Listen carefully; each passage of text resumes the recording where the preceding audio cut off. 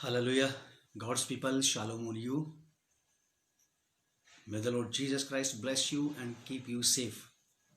परमेश्वर का धन्यवाद हो एक बार फिर से आज के इस नए दिन और नई सुबह के लिए जो उसने हम सबों के जीवन में जोड़ी है, ताकि हम लोग आज उसकी भलाइयों को देखने पाएं, हम आज परमेश्वर की अच्छाइयों को अपने जीवन में देखने पाएं। और धन्यवाद इस बात के लिए भी देते हैं कि आप लोग लगातार इस बाइबल अध्ययन में जुड़े रहे। ऑनलाइन बाइबल अध्ययन में आपका स्वागत है। क्राइस्ट मुक्ति द्वार फेलोशिप बल्लभपुर देहरादून इंडिया की तरफ से हम आपका स्वागत करते हैं। आइए इससे पहले कि हम अपनी बाइबल स्टडी को शुरू करें, प्रार्थना में जाएंगे कि परमेश्वर का आत्मा हमारी अगुवाई करे, ताकि हम पवित्र परमेश्वर के पवित्र वचन को बड़ी संजीदगी से, बड़ी शालीनता से, बड़ी ईमानदारी से सुने, समझें और अपने जीवन में इसे काम करने दें। आदरणीय पिता प्रभु यीशु मसीह के सामर्थ्यशाली नाम से हम आपका धन्यवाद और आपकी तारीफ करते हैं, क्योंकि आप इसके योग्य परमेश्वर हैं। धन्यवाद करते हैं पिता इस नए दिन, नई सुबह के लिए प्रभु, और चाहते हैं कि आपके आत्मा के माध्यम से आप हमसे बातें करें, अपने वचन की गूढ़ गहरी बातें सिखाएं, ताकि कलीसिया की आत्मिक उन्नति हो और इससे आपको महिमा मिले। प्रभु यीशु नासरी के नाम से इस प्रार्थना को मांगते हैं, आमीन। प्रभु का धन्यवाद एक बार फिर से आप सब लोगों के लिए। हम लोग देखेंगे आज इफिसियों की पत्री, उसका 4 अध्याय 22 पद से पार्ट 6 छठा भाग हमारा शुरू हो गया है। और 4 अध्याय के 17 पद से हमने इसको देखना शुरू किया था। इसमें इसका हेडिंग है मसीह में नया जीवन। तो हम लोग 22 पद से देखना शुरू करेंगे, जहां तक पढ़ सकते हैं उसको देखेंगे हम लोग।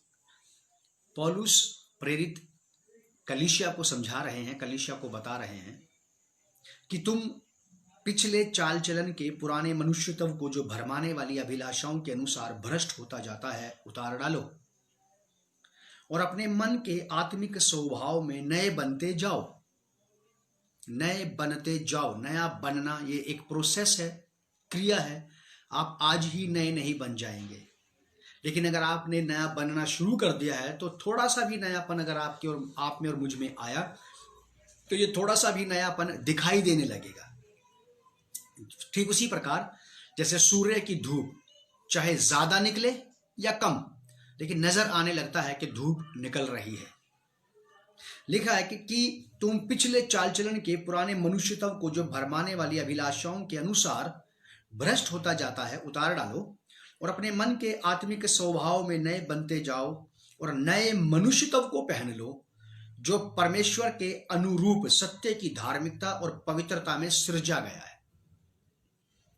जो परमेश्वर के अनुरूप सत्य की धार्मिकता और पवित्रता में सृजा गया है। यहां पे 3 बातें हैं। इन 3 बातों पे हम लोग थोड़ी देर चर्चा करेंगे। पौलुस कलीसिया को बता रहे हैं, कलीसिया को सिखा रहे हैं, कलीसिया से कह रहे हैं, ये वो लोग हैं जो नया जन्म पाए हुए, उद्धार पाए हुए, प्रभु यीशु मसीह के नाम से बैप्टिज्म लेकर के अपने पाप धो डालने वाले स्त्री पुरुष हैं, जो कलीसिया में शामिल हो रहे हैं। ये कलीसियाई शिक्षा है, कलीसियाई सिद्धांतिक नियम कायदे कानून हैं। ये आप समझ लें इस बात को कि जितनी पत्रियां कलीसियाओं को लिखी गई हैं, वो कलीसियाओं के लिए नियम कायदे कानून हैं। यहां से ये एक पैरामीटर है जिसके अनुसार कलीसिया को चलना चाहिए, बढ़ना चाहिए। पौलुस कहते हैं कि तुम पिछले चाल चलन के पुराने मनुष्यत्व को, जो भरमाने वाली अभिलाषाओं के अनुसार भ्रष्ट होता जाता, उतार डालो। पिछला मनुष्यत्व क्या? पिछले चाल चलन के पुराने मनुष्यत्व। पुराने मनुष्यत्व का मतलब यह है, और भरमाने वाली अभिलाषाओं का अर्थ यह है कि ऐसा व्यक्तित्व, ऐसी पर्सनालिटी, ऐसा पर्सन जो अपनी लालसाओं, अभिलाषाओं, शारीरिक और सांसारिक इच्छाओं और वासनाओं के अनुसार जीवन जीता था। हम जहां से निकल करके आए हैं, हम एक ऐसी जगह से निकल करके आए हैं जहां पे हम पहले अपने शरीर के अनुसार, अपने मन मुताबिक, अपनी इच्छाओं के अनुसार, अपनी अभिलाषाओं के अनुसार जो हमारे शरीर में काम करती थी, उसके अनुसार ही हमें करना पसंद था। उसके अनुसार ही हम चलते, उठते, बैठते, खाते, पीते, ओढ़ते, पहनते, सोते, जगते थे। लेकिन जब हम मसीह में आ गए, जब हम कलीसिया का सदस्य बन गए, हम उस कलीसिया का अंग बन गए हैं जिसका सिर मसीह है, प्रभु यीशु है। तो पौलुस कहते हैं कि अब अपने उस पुराने चाल चलन के मनुष्यत्व को जो भरमाने वाली अभिलाषाओं, भ्रम में डाल देना, कैप्चर कर लेना। शारीरिक और सांसारिक लालसाएं जब किसी को टेक ओवर कर लेती हैं तो उस व्यक्ति की नहीं चलती, फिर उस व्यक्ति की नहीं चलती, फिर उसके ऊपर उसकी लालसाएं और अभिलाषाएं जो शारीरिक और सांसारिक हैं, जो विनाश का प्रतीक है, सारी बातें, सारे काम जो हम लोग अपने भावावेश में आकर के करते हैं, वो सब के सब सही नहीं होते। पौलुस बता रहे हैं, कलीसिया को कह रहे हैं कि तुम अब से ऐसे मत करना, क्योंकि तुमने नया जन्म पा लिया है, तुमने उद्धार पा लिया है, तुमने प्रभु यीशु मसीह के मेमने के लहू से अपने वस्त्रों को धो लिया है, तुम्हारे पाप मिटाए जा चुके हैं, तुम्हारे दाग धब्बे कलंक और झुर्रियां मिटाई जा चुकी हैं, तुम्हें हिम की नाई उज्ज्वल और ऊन के समान श्वेत बना दिया गया है। अब से तुम परमेश्वर के पुत्र और पुत्रियां हो गए हो। तो अब से तुम जब परमेश्वर के पुत्र और पुत्रियां हो गए हो और यीशु मसीह के लहू के द्वारा से इतना बड़ा भारी बदलाव का काम तुम्हारे जीवन में आ चुका है, तो तुम अब पहले के समान व्यवहार में, बोली भाषा में, चाल चलन में, तौर तरीके में, कह रहा है अब पहले के समान मत बनना। अब पहले के समान मत बनना कि तुम पिछले चाल चलन के पुराने मनुष्यत्व को जो भरमाने वाली अभिलाषाओं के अनुसार भ्रष्ट होता जाता है, उतार डालो। शारीरिक और सांसारिक लालसाएं और अभिलाषाओं की पूर्ति करना, ये आपको और मुझे करप्ट कर देगा, भ्रष्ट कर देगा। हम परमेश्वर के काम के बर्तन, परमेश्वर के काम का पात्र नहीं रह सकते। परमेश्वर हमें इस्तेमाल नहीं कर सकता है। एक अशुद्ध पात्र को, एक अशुद्ध बर्तन को परमेश्वर बिल्कुल भी इस्तेमाल नहीं कर सकता है, क्योंकि जब हम अपनी शारीरिक और सांसारिक लालसाओं और अभिलाषाओं को पूरा करने में लग जाते हैं तो ये चीजें किसी का नुकसान नहीं कर रही, लेकिन ये चीजें आपको और मुझे परमेश्वर से अलग करती हैं। ये हमें परमेश्वर की दृष्टि से नीचे गिरा देती हैं और फिर हम परमेश्वर के काम के नहीं रह जाते हैं। याद रखिएगा कि परमेश्वर ने आपको और मुझे इस संसार से इसलिए लिया है कि परमेश्वर आप में और मुझ में अपने आप को प्रकट करके संसार में प्रस्तुत कर सके, और संसार के लोग आप में, आपको और मुझे हमारे बदले हुए जीवन को देख करके, हमारे बदले हुए चाल चलन और व्यवहार को देख करके, हमारी बदली हुई डीलिंग्स, हमारी व्यवहारिकता कैसी है, उनको देख करके संसार के लोग उसको देख करके ये कहें कि ये हमसे अलग लोग हैं, ये हमसे अलग है। लिखा है कि पिछले चाल चलन के पुराने मनुष्यत्व को जो भरमाने वाली अभिलाषाओं के अनुसार भ्रष्ट होता जाता है, उतार डालो। ये आपको एडवाइस नहीं की जा रही, कलीसिया को एडवाइस नहीं है, कलीसिया को सलाह नहीं है, ये कमांड है कलीसिया को। अधिकार के साथ ये कलीसिया को आज्ञा है कि उतार डालो। आज्ञा में बिल्कुल बदलाव नहीं किया जा सकता है, लेकिन बोलने वाला व्यक्ति हमसे जबरदस्ती नहीं करवा सकता किसी काम को। पौलुस कलीसिया से जबरदस्ती ये काम नहीं करवा सकता कि वो ऐसा करें, लेकिन पौलुस की आज्ञा तो वहीं के वहीं रहेगी, बात उतनी ही रहेगी, ये इसमें बदलाव नहीं आएगा। मेरे साथ निकालिए, आप देखिए रोमन्स चैप्टर 6 वर्स 6। रोमियो की पत्री 6 अध्याय 6 पद।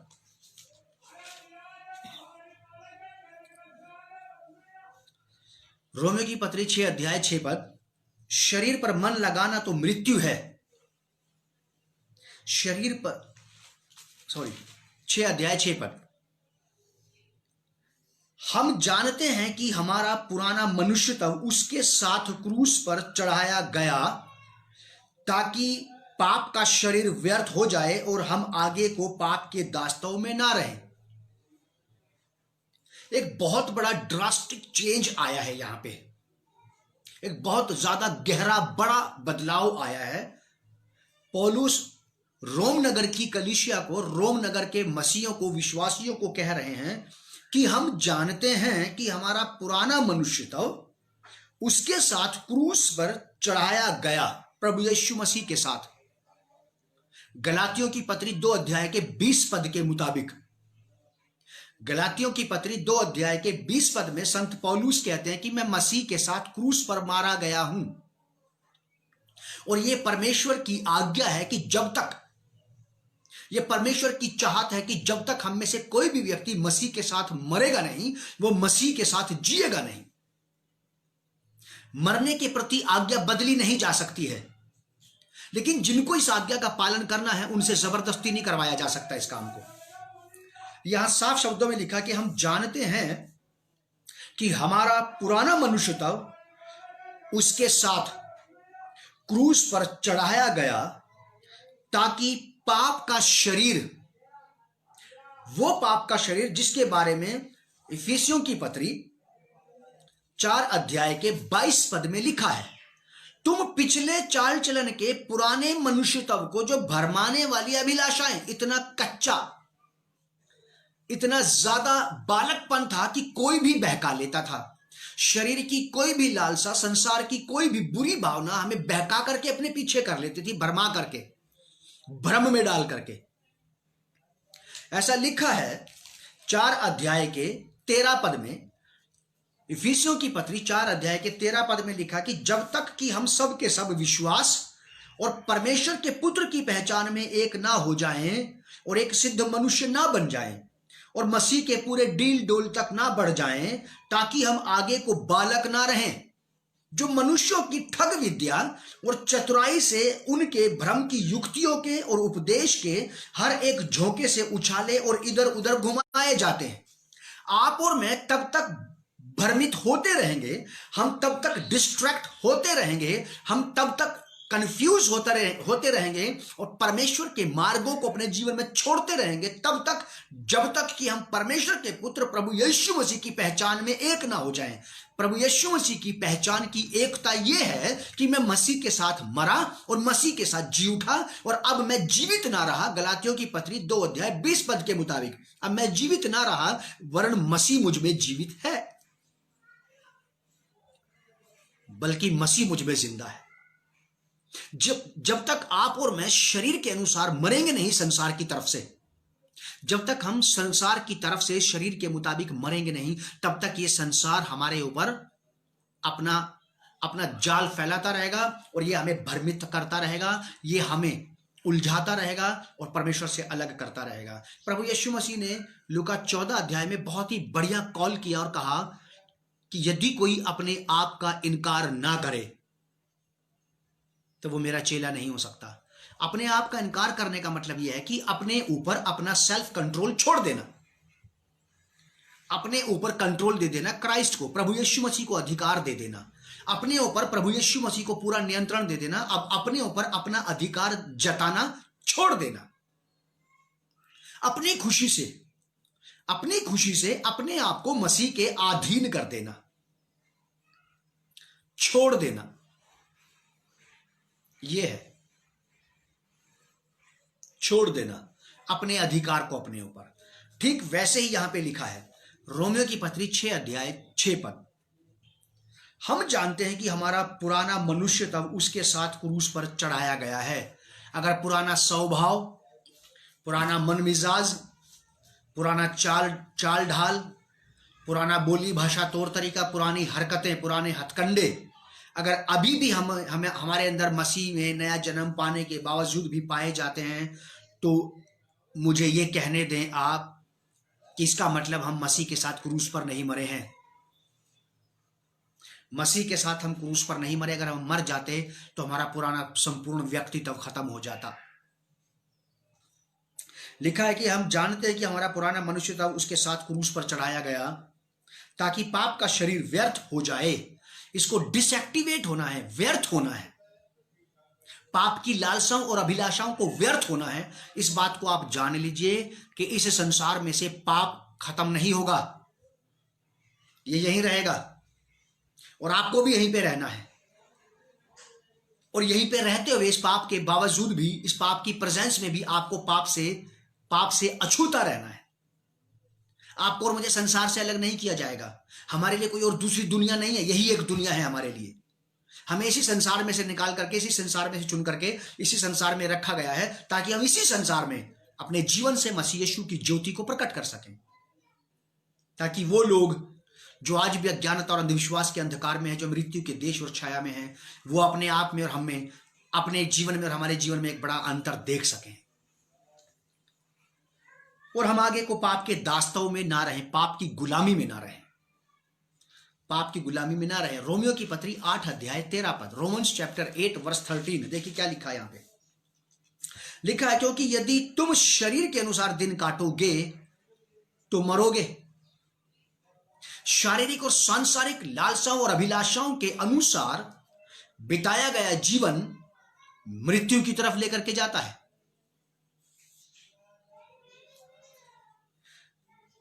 एक बात मैं अक्सर कहता हूं लोगों को, अधिकार की अधीनता आपके जीवन में शांति और स्वतंत्रता लाती है।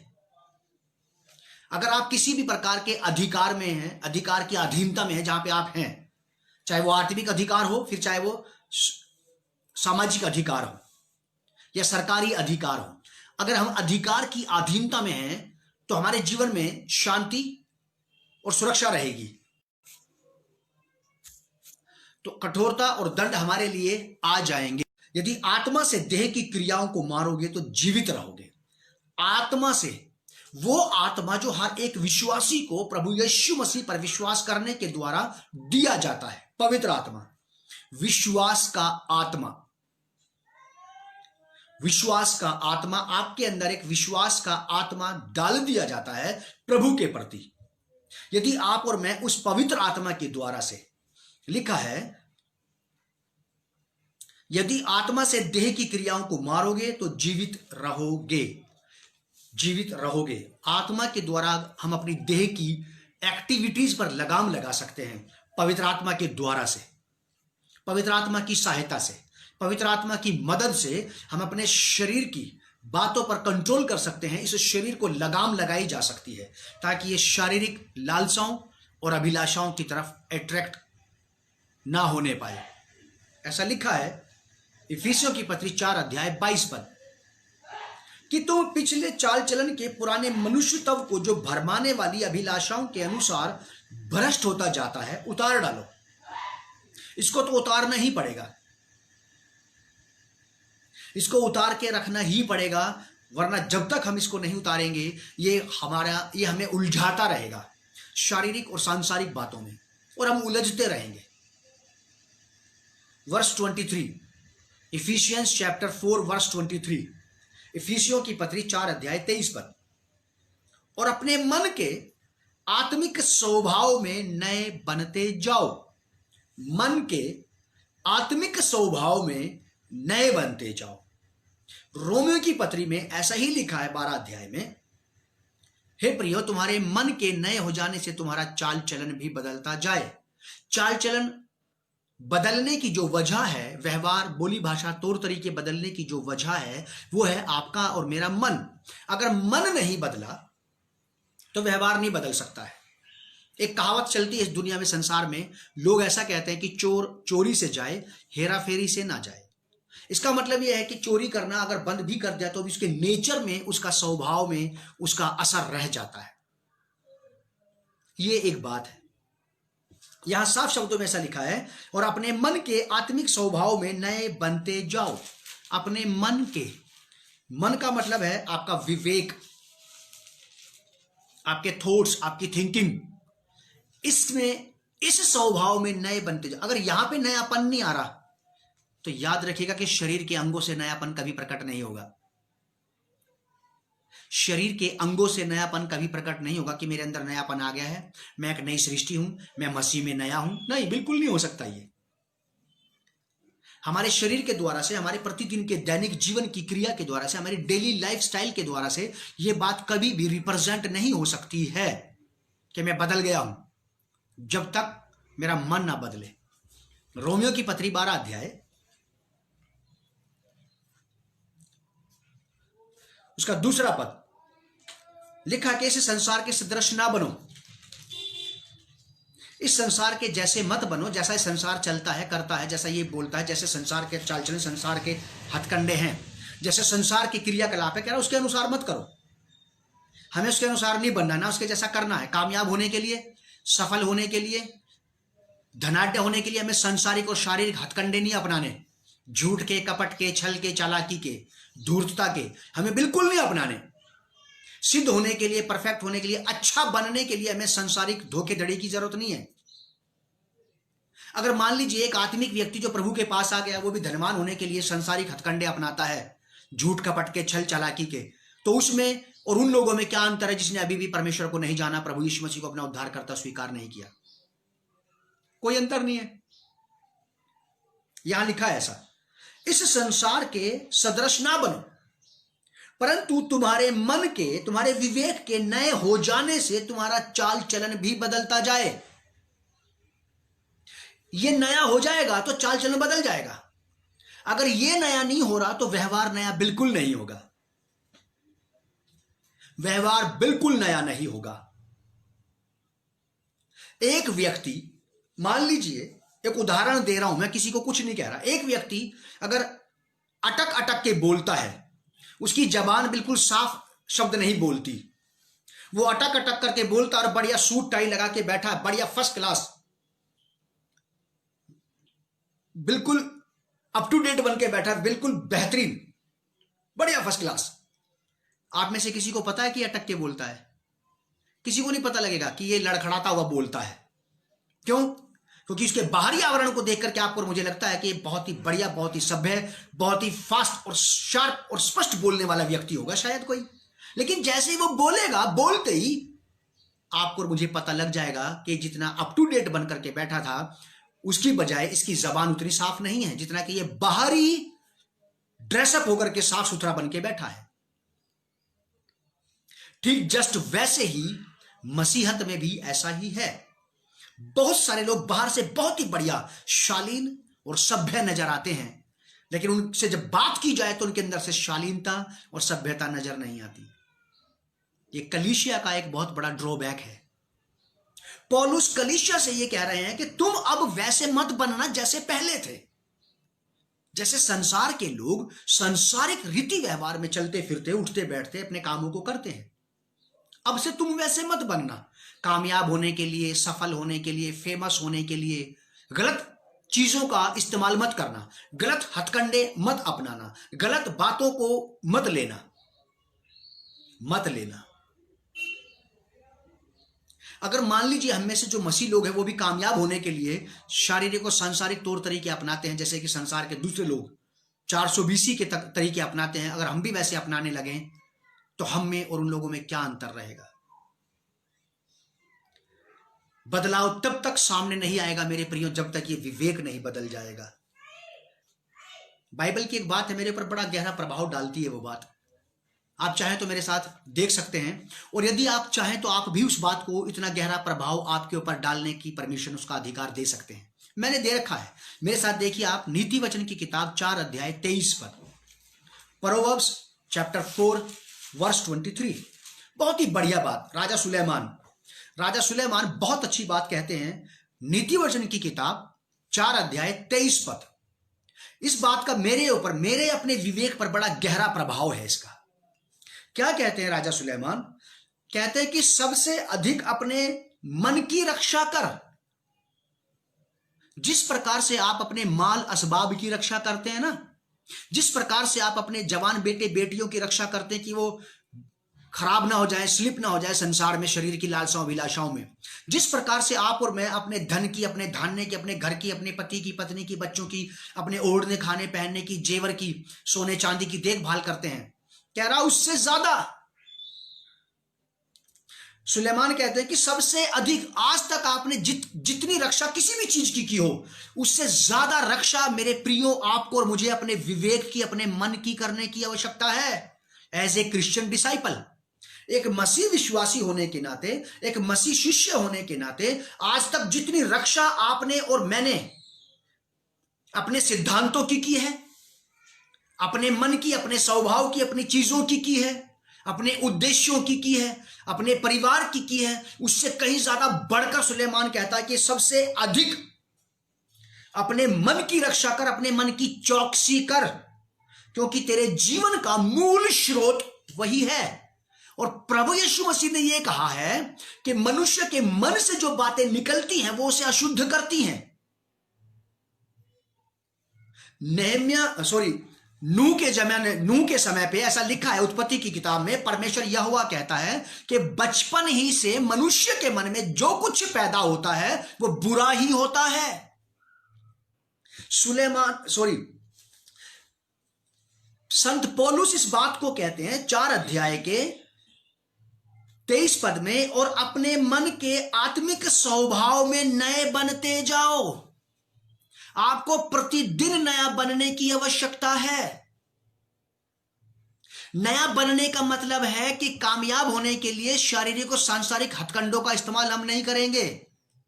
हम अपनी ही बात मनवाने के लिए अपनी बात को ऊपर नहीं रखेंगे।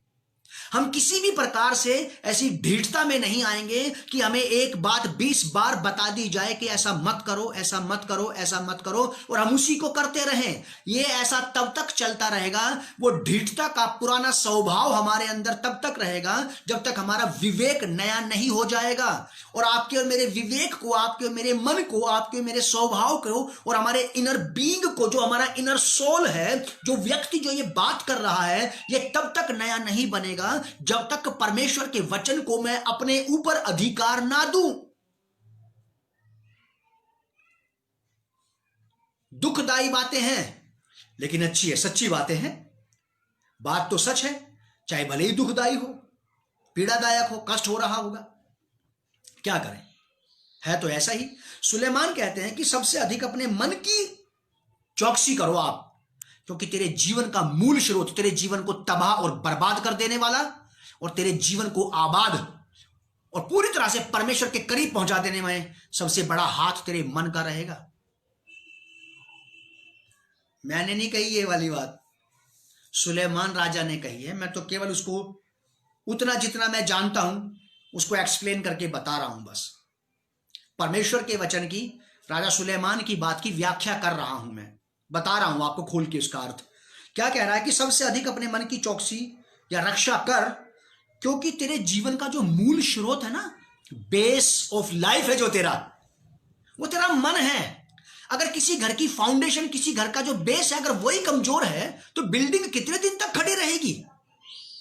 आप और मैं मसीह जीवन में कितने दिन तक स्थिर रहेंगे? भाग जाएंगे एक दिन मसीह को छोड़ करके हम लोग, क्योंकि बाइबल आपसे और मुझसे इस बात को चाहेगी कि शुद्ध बनो, सिद्ध बनो।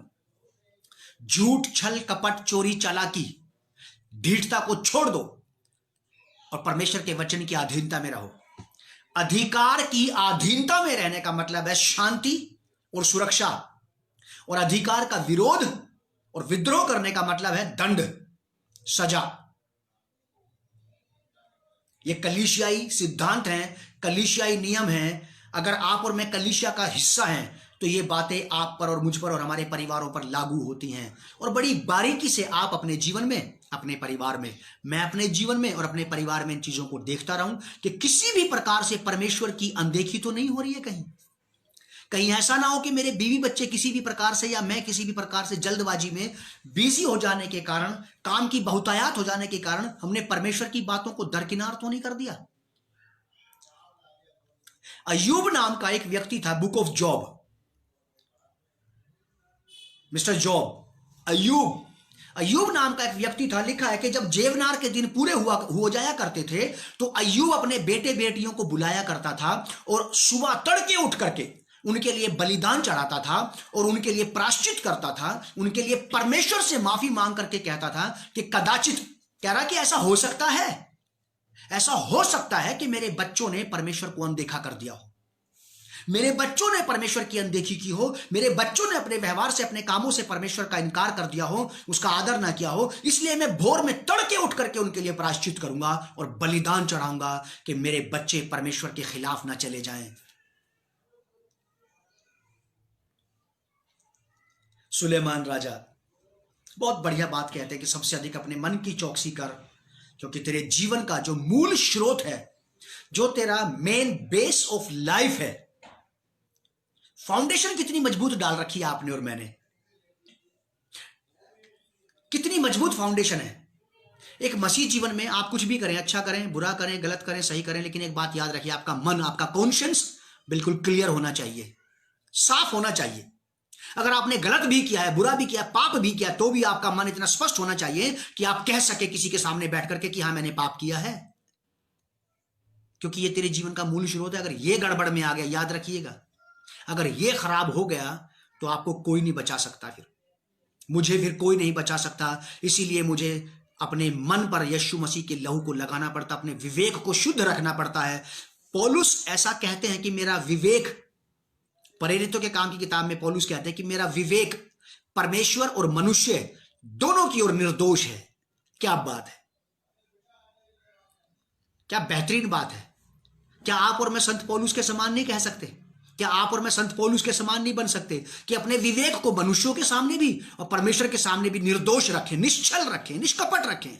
मन में मेरे ना तो परमेश्वर के सामने बुराई है, ना किसी मनुष्य के सामने। मेरे मन में ना तो परमेश्वर के लिए कोई बुराई है, कोई उसके खिलाफ कोई चाल है मेरे अंदर, ना किसी मनुष्य के। क्यों नहीं हो सकता ऐसा? ऐसा हो सकता अगर ऐसा होने दिया जाए तो सब कुछ हो सकता है। एक गीत है, सब कुछ होता है लहू जब धोता है, यीशु मसीह तेरा लहू, यीशु मसीह तेरा लहू तन मन धोता है। सब कुछ होता है, सब कुछ होता है करने दिया जाए तो। और आप भी सब कुछ कर सकते हैं प्रभु के लिए अगर आप करना चाहें तो। मैं भी सब कुछ कर सकता हूं परमेश्वर के लिए यदि करना चाहूं तो। अगर मन तैयार नहीं है भला काम, अच्छा काम करने के लिए, अच्छे लोगों की संगति करने के लिए, स्पष्ट जीवन जीने के लिए, खरा जीवन जीने के लिए, अगर मन ही तैयार नहीं है तो फिर नामुमकिन है। फिर ये तैयारी कहीं से नहीं आ सकती, ये बाजार से नहीं खरीद के ला सकते आप और मैं मन की तैयारी को बाजार से नहीं खरीद सकते मेरे प्रियो। मन की तैयारी तो आपको और मुझे परमेश्वर ही से मिलेगी, परमेश्वर के वचन से मिलेगी, क्योंकि परमेश्वर का वचन ही है जो किसी के मन को तैयार करता है। परमेश्वर ही है जो किसी के मन को तैयार करता है। पौलुस और दूसरे प्रेरित प्रभु यीशु मसीह के लिए मर गए। उनके मनों को इतना कठोर, उनके मनों को इतना ज्यादा दृढ़, उनके मनों को इतना ज्यादा सख्त किसने बना दिया था? स्वयं परमेश्वर ने। परमेश्वर की बातों का असर उनके ऊपर इतना हो गया था, वो जान गए थे कि अगर मैं मर भी जाऊं तो भी मेरा लाभ ही होगा। प्रभु यीशु मसीह मरने तक तैयार थे, वो मन से तैयार थे मरने के लिए। प्रभु यीशु मसीह के साथ जबरदस्ती नहीं की किसी ने, ना प्रेरितों के साथ किसी ने जबरदस्ती की, भाई तुम्हें मरना पड़ेगा, देखो मेरे लिए, हाँ मर जाओ भाई तुम आज। नहीं, बिल्कुल नहीं ऐसा। फ्रीडम थी, स्वतंत्रता थी हाँ और ना की। लेकिन उन्होंने स्वतंत्रता को यीशु मसीह के हाथ बेच डाला। प्रेरितों ने अपनी स्वतंत्रता को, विश्वासियों ने, प्रेरितों ने, भविष्यद्वक्ताओं ने अपनी फ्रीडम को यीशु मसीह के हाथ में बेच दिया। आपने बेची अपनी स्वतंत्रता अभी तक यीशु मसीह को कि प्रभु आप इसे खरीद लो अपने लहू के दाम में। हम में से कितने मसीह होंगे आज जो मुझे सुन रहे हैं जिन्होंने अपनी फ्रीडम को बेच दिया है यीशु मसीह के हाथ? बहुत कम होंगे। अगर आज भी आपके और मेरे अंदर हमारा मन सर उठाता है, अगर आज भी आपके और मेरे अंदर हमारी ख्वाहिशें, हमारी लालसाएं ज्यादा सर उठाती हैं और ज्यादा कामयाब हो जाती हैं हमें दबोचने में, तो मैं ये कहना चाहूंगा मेरे प्रिय कि अभी भी हम मसीह के हाथ बेचे हुए नहीं हैं। बेच डालो आप अपने आप को यीशु मसीह के खून के बदले में। अपने आप को बेचने का मतलब पता है क्या? अपनी पूरी स्वतंत्रता उसको दे देना, अपने ऊपर से अपना अधिकार हटा लेना। प्रभु सब कुछ आपका है, लीजिए फैसला, क्या फैसला लेना चाहते हैं मेरी जिंदगी के बारे में आप, क्योंकि आप खरीद लिए गए हैं। ऐसा लिखा है कुरिन्थियों की पत्री में, क्या तुम नहीं जानते कि तुम जीवते परमेश्वर का मंदिर हो और परमेश्वर ने तुम्हें दाम देकर के मोल लिया और तुम अब अपने नहीं हो? कितने लोग जानते हैं इस बात को कि अब हम अपने नहीं हैं? कितने लोग जानते हैं अब हम के अपने नहीं हैं हम? अगर आपको इस बात की भनक पड़ गई, अगर आपको इस बात का पता लग गया कि आप अपने नहीं है, तो आप अपने आप को हाथ नहीं लगाएंगे फिर। अगर आपको पता पड़ जाए आप ही के चर्च में आपकी चेयर के पास रखी गई बाइबल आपकी नहीं है, तो आप ईमानदारी, इतनी ईमानदारी वहां पे दिखाएंगे कि आप उस बाइबल को उठाने का, उसको चुराने का कभी प्रयास नहीं करेंगे। लेकिन फिर भी हम अपने आप को बार बार यीशु मसीह से क्यों चुरा लेते हैं? क्यों हम प्रभु यीशु मसीह के हाथ से अपने आप को बार बार छीन लेते हैं, जबकि हम बेच दिए गए हैं? हमने अपने आप को यीशु मसीह के हाथों बेच दिया है उसके खून के बदले में, क्योंकि लिखा है कि तुम दाम देकर मोल लिए गए हो, अब तुम अपने नहीं हो। होश में आ जाए कलीसिया और जान जाए कि अब हम अपने नहीं हैं। और पौलुस रसूल, प्रेरित पौलुस 4 अध्याय इफिसियों की पत्री में 4 अध्याय के 23 पद में यही कलीसिया को समझाने का प्रयास कर रहे हैं।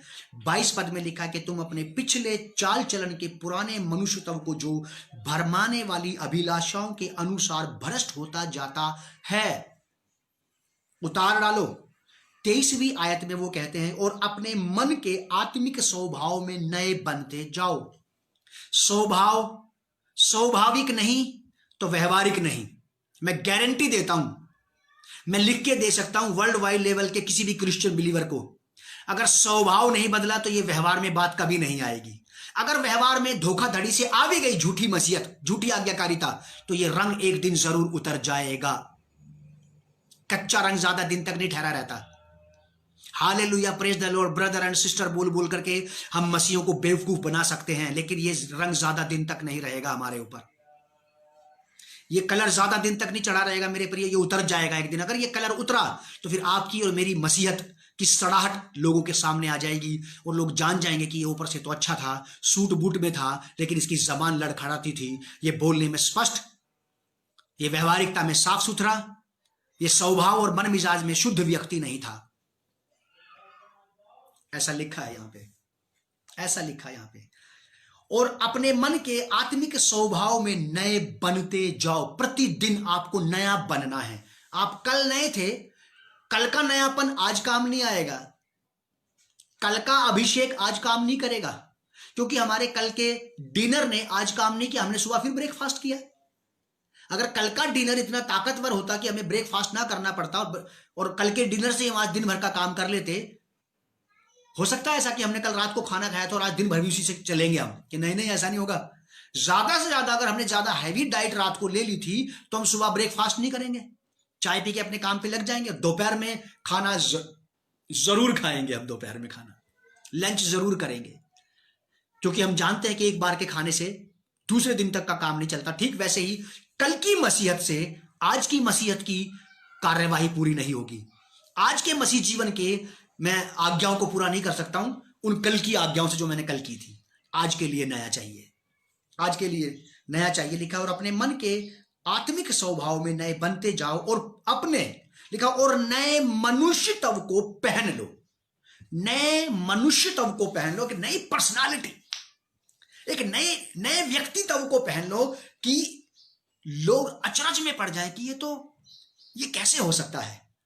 पतरस और यूहन्ना ने जब बड़े ज्ञान की बातें यहूदियों और शास्त्री फरीसियों के सामने बोली, तो उन ज्ञानी और विद्वानों ने पता क्या कहा था, आप लोग जानते हैं कि ये तो अनपढ़ अंगूठा छाप लोग हैं, गरीब कंगाल हमारे बीच के मछुआरे हैं। इनको तो एक दिन की रोटी जुटाने के लिए, एक दिन का अपने परिवार का खर्च जुटाने के लिए सुबह से शाम तक मछलियां पकड़ना पड़ती थी। ये तो हैंड टू माउथ लोग थे, ये तो समाज में इतने रेपुटेटेड, इतने वैल्यूएबल नहीं थे। ये ऐसे ज्ञान की बातें कैसे कर रहे हैं। बाद में उन्हीं लोगों ने उनको रिकॉग्नाइज किया, पहचाना, कहा और ये वो है जो मसीह यीशु के साथ रहा करते थे। क्या बेहतरीन पहचान है, क्या बात है। खुदा मदद करे हमारी, और पवित्र आत्मा सहायता करे कि हमारी भी पहचान क्राइस्ट बन जाए साहब। यीशु मसीह कलीसिया की पहचान बन जाए कि ये वो कलीसिया है जो यीशु के साथ चलती फिरती उठती बैठती है। ये वो कलीसिया है जिसका उठना बैठना चलना फिरना यीशु के साथ है। तब बदलाव नजर आएंगे, तब व्यवहारिकता में बदलाव नजर आएंगे, क्योंकि लिखा है जो जिसके साथ संगति करता है वो उसी के जैसा हो जाता है।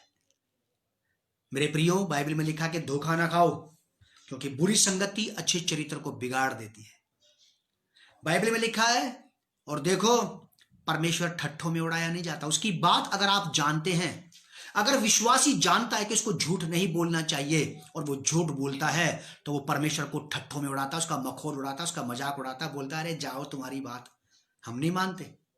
अगर एक विश्वासी अनाज्ञाकारिता दिखाता, ढीठता दिखाता, कपट दिखाता, छल दिखाता, कलीसिया में शामिल हो जाने के बावजूद भी कलीसियाई सिद्धांतों और नियमों के अनुसार नहीं जीता है, तो वो मसीह को, परमेश्वर को ठट्ठों में उड़ाता, उसका मजाक उड़ाता है, उसकी बात को ना मान करके।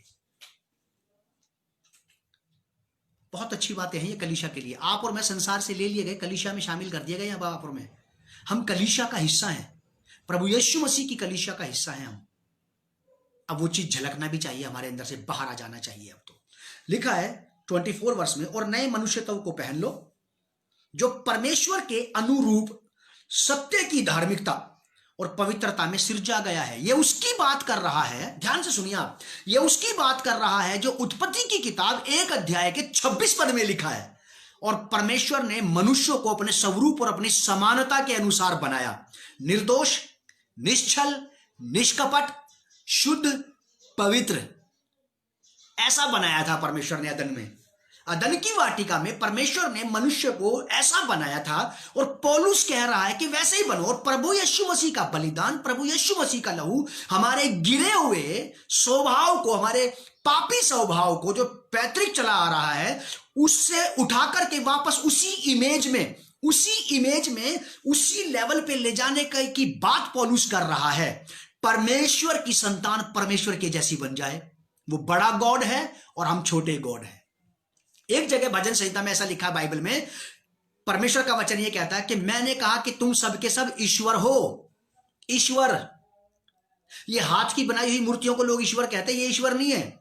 बाइबल कहती है, परमेश्वर कहता है कि मैंने तुमसे कहा कि तुम ईश्वर हो, क्योंकि परमेश्वर ने ईश्वर को रचा और बनाया है, आपको और मुझे। हम हैं ईश्वर, जिसको हमने बनाया अपने हाथ से, ये कलाकृति, आदमी, औरत, जीव जंतु, ये थोड़ा है ईश्वर। ईश्वर तो हम हैं। वो बड़ा गॉड है और हम छोटे गॉड हैं, क्योंकि परमेश्वर ने मनुष्य को अपने स्वरूप और अपनी समानता में बनाया। और जैसे जैसे आपका और मेरा पाप का स्वभाव अलग होता जाएगा, जैसे जैसे हमारा पाप का हमारा पतित स्वभाव, पापी स्वभाव, हमारा गिरा हुआ नेचर, हमारा बिगड़ा हुआ चाल चलन जैसे जैसे खत्म होता जाएगा, आप और मैं वैसे वैसे परमेश्वर की पहचान में आ जाएंगे। परमेश्वर की पहचान में आ जाएंगे। मैं आपको बताना चाहता हूं, आत्मिक लोगों को जो आत्मा की बात करते हैं, आत्मिक हो जाना बहुत आसान है। आत्मिक हो जाना बहुत आसान है, और परमेश्वर के स्वरूप और समानता में बन जाना उतना आसान नहीं है। उसके लिए तो फिर वैसा ही बनना पड़ेगा। परमेश्वर होने के लिए तो, परमेश्वर के जैसा होने के लिए तो फिर परमेश्वर के ही जैसा होने की आवश्यकता पड़ेगी, क्योंकि गेहूं का काम जौ से नहीं चलता और जौ का काम बाजरे से नहीं चलता। पौलुस कहते हैं, और नए मनुष्यत्व को पहन लो जो परमेश्वर के अनुरूप, अनुरूप का मतलब होता है उसकी समानता, उसके जैसा,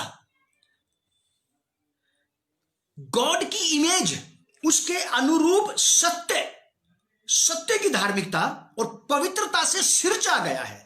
जिस पवित्र धार्मिकता में, जिस पवित्र सत्यता में मनुष्य को बनाया गया था, उसके अंदर सत्यता थी, सच। आज तो विश्वासियों में भी, सेवकों में भी, बिलीवर्स में, मिनिस्टर्स में, एल्डर्स, लीडर्स में भी झूठ और कपट पाया जाता है।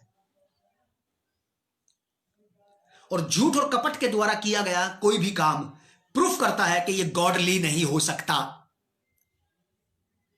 This work is not from God side, यह परमेश्वर की तरफ से नहीं है, अगर झूठ और छल पे इसकी बुनियाद रखी गई है तो। मसीह जीवन मेरा, मैं मसीह व्यक्ति हूं, मैं एक पादरी हूं, मैं एक प्रचारक हूं, एक सेवक हूं, एक विश्वासी हूं।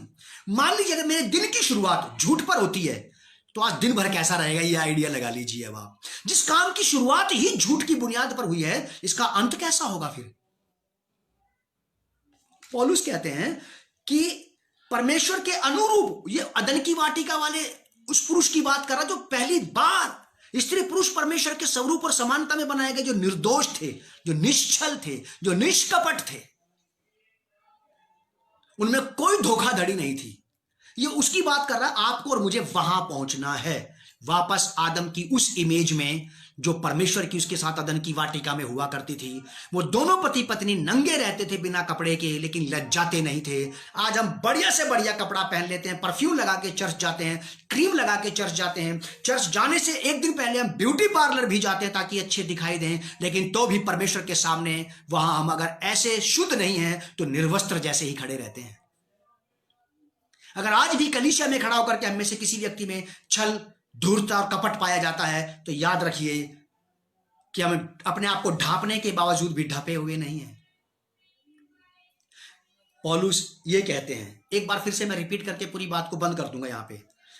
इफिसियों की पत्री 4 अध्याय 22, 23 और 24 पद सुनिए क्या लिखा है कि तुम पिछले चाल चलन के पुराने मनुष्यत्व को जो भरमाने वाली अभिलाषाओं के अनुसार भ्रष्ट होता जाता है उतार डालो। सिंपल बात, उतार दो उसे,